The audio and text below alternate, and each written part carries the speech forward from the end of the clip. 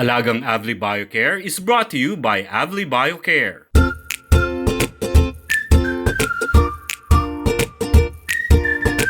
Good morning mga ka-Agri-TV! Ito po ang inyong millennial vet friend na si Doc Dandy para sa Alagang Avli Biocare.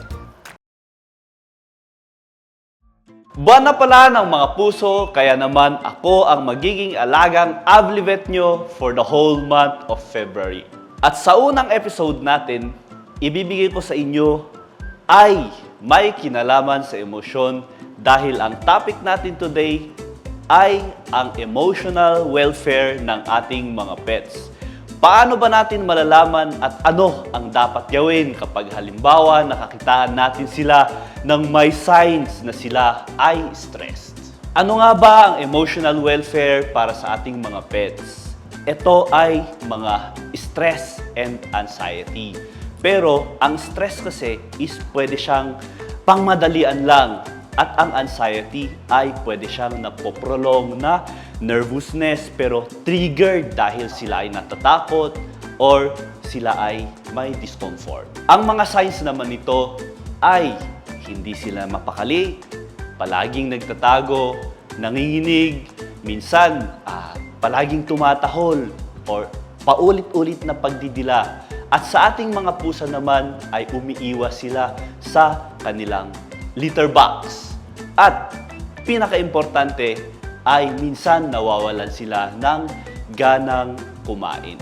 Halimbawa, kung bakit nawawalan sila ng ganang kumain ay palipat-lipat ng environment or halimbawa is meron ding bagong sanggol sa bahay at the same time yung very common din sa kanila na nai-stress sila kapag maingay yung mga sasakyan. Ang pagbabago naman sa kanilang mga attitude ay may mga halimbawa na nakakapag-cause din ng stress or anxiety sa kanila.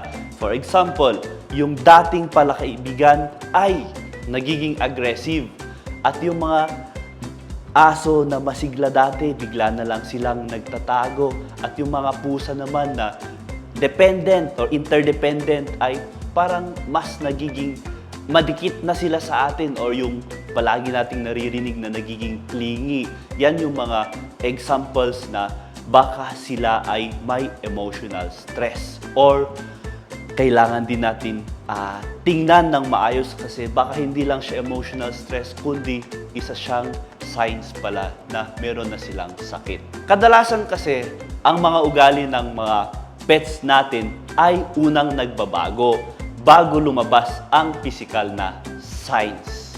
Kaya sa ganitong mga sitwasyon ay kailangan natin palaging kumonsulta sa pinakamalapit na veterinaryo kasi baka kailangan nila ng mga certain medications na kailangan ireseta ng ating mga doctors. Pero kapag halimbawa ay simpleng stress lang siya or multifactorial na anxiety, ay wala kasing gamot or no cure kundi nasa isip lang ng ating mga pets na kailangan nating ma-manage through exercise. Baka kailangan natin silang isama sa ating mga everyday na walking. Kapag sa mga ganitong sitwasyon kasi na na-exercise sila ay hindi bumabagsak yung kanilang resistensya, kundi mas lalo pa natin silang pinapalakas. Salamat sa pagsama sa atin ngayong araw.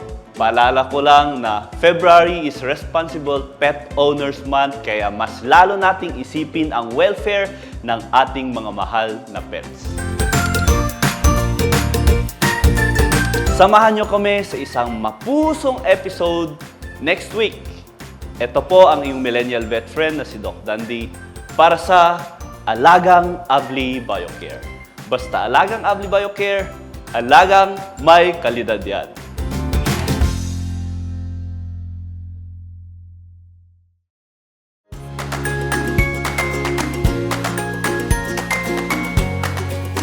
Alagang Avli Biocare was brought to you by Avli Biocare.